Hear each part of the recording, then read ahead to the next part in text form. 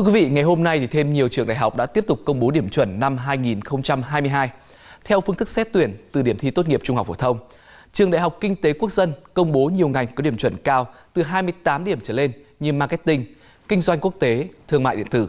Xét thang điểm 30 của phương thức dùng điểm thi tốt nghiệp, cao nhất là điểm chuẩn của ngành quan hệ công chúng với 28,6 điểm. Đại học Luật thông báo điểm trúng tuyển cao nhất là ngành Luật Kinh tế với 29,5 điểm, tổ hợp C00. Các tổ hợp khác ngành Luật Kinh tế có điểm chuẩn đều trên 26 điểm. Còn trường Đại học Dược Hà Nội năm nay cao nhất là ngành Dược học 26 điểm. Đại học Bách khoa Hà Nội công bố điểm chuẩn dựa vào kết quả thi tốt nghiệp trung học phổ thông khá cao từ 23,03 đến 28,29 điểm. Trường Đại học Sư phạm Thành phố Hồ Chí Minh có điểm chuẩn từ 20,03 đến 28,25.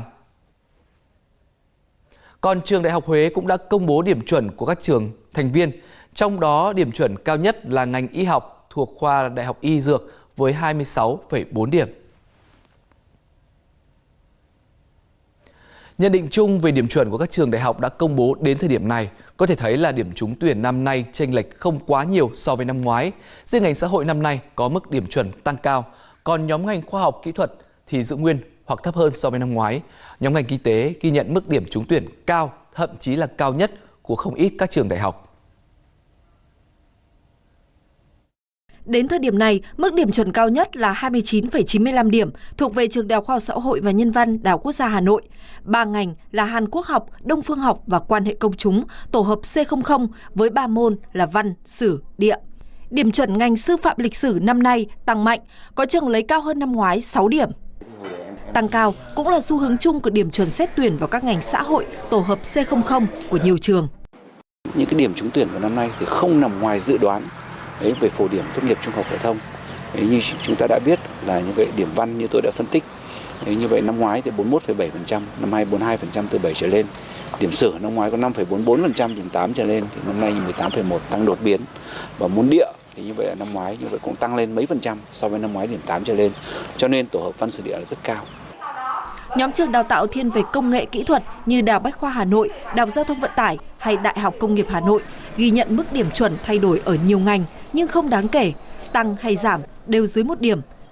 Là những ngành mà có cái kết quả cao thì vẫn tập trung vào ngành logistics và quản trị chuỗi cung ứng. Lĩnh vực thứ hai là công nghệ thông tin và thứ ba là kỹ thuật ô tô. Thì đây vẫn là 3 cái ngành mà có cái kết quả thi trung học phổ thông cao so với năm trước và cao so với cả các ngành khác.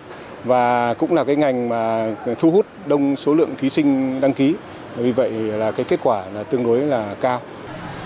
Với các đại học nhóm kinh tế, điểm chuẩn ở mức cao hầu hết đều lấy từ 24 điểm trở lên. Học viện Ngân hàng, Đại học Kinh tế Quốc dân, Đại học Thương mại, mức điểm cao nhất tăng 0,3 đến 0,8 điểm so với năm ngoái. Đại học Ngoại thương xét tuyển theo nhóm ngành, trong đó cao nhất là 28,4, còn lại không dưới 27,5 điểm. Nhóm ngành cao nhất có điểm trúng tuyển là 28,4 và theo đó thì cái ngành thuộc cái nhóm ngành này dự kiến sẽ có mức điểm trúng tuyển là 28,9 và mức điểm trúng tuyển của các ngành tuyển sinh vào trường thì cũng không chênh lệch nhau nhiều. Nó thể hiện cái sự đồng đều về mặt chất lượng tuyển sinh đầu vào của nhà trường qua các năm. Hội đồng tuyển sinh của nhiều trường nhận định việc lọc ảo trên hệ thống xét tuyển chung của Bộ Giáo dục và Đào tạo năm nay triển khai hiệu quả hơn, giúp các trường xác định điểm trúng tuyển thuận lợi hơn.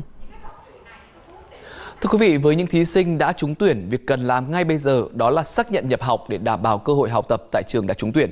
Với những thí sinh đủ điều kiện trúng tuyển nhưng vì có sai sót trong quá trình đăng ký không có tên trong danh sách trúng tuyển, có thể yên tâm vì cơ hội vào giảng đường đại học vẫn còn. Nhiều trường dành chỉ tiêu bổ sung để hỗ trợ cho nhóm thí sinh này. Ngay sau khi các trường công bố điểm chuẩn trúng tuyển, một trong những vấn đề thí sinh gặp phải là dù đủ điều kiện trúng tuyển thế nhưng lại không có tên trong danh sách trúng tuyển của trường. Đây đều là những thí sinh đăng ký xét tuyển bằng phương thức xét tuyển sớm. Với những thí sinh này, hầu hết các trường đều có phương án hỗ trợ, đảm bảo quyền lợi tối đa cho thí sinh. Đối với Contest sẽ không xét tuyển bổ sung ở cái điểm chuẩn phổ thông quốc gia. Tuy nhiên có thể là sẽ dành một phần chi tiêu nhất định nào đó để hỗ trợ các em trong trường hợp là các em có sai sót trong cái việc đăng ký và sẽ đăng ký bổ sung ở cái đợt bổ sung tiếp theo. Vì chỉ tiêu tuyển sinh bổ sung không nhiều, Điểm xét tuyển đợt 2 thông thường lại cao hơn đợt 1, thế nên các thí sinh cần tính toán kỹ lưỡng và thường xuyên theo dõi thông tin trên website của nhà trường. Riêng với những thí sinh đã trúng tuyển đợt 1, song song xác nhận nhập học tại các trường, cần phải xác nhận trên cổng thông tin của Bộ.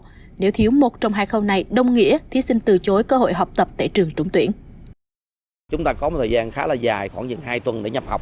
Chúng ta có thể sẵn sàng chuẩn bị hết tất cả giấy tờ để làm cho nó nhanh, để chúng ta tìm hiểu kỹ cái môi trường chúng ta sẽ chuyển đến học tập là như thế nào. Có trục trặc gì đó trong quá trình đăng ký trước đó mà xử lý chưa xong, hoặc là bạn có cái nhầm lẫn gì đó mà bây giờ bạn vẫn chưa xử lý xong, thì xem kỹ lại cái chúng ta đăng ký, cái kết quả mà trong vòng 1-2 ngày nữa các trường công bố để chúng ta xin xem xét lại nếu chúng ta cần thiết.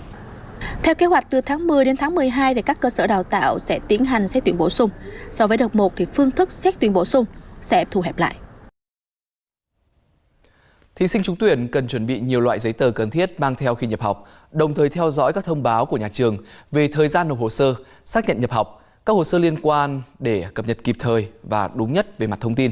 Tùy vào mỗi trường sẽ có thông báo cụ thể trong giấy báo trúng tuyển thí sinh.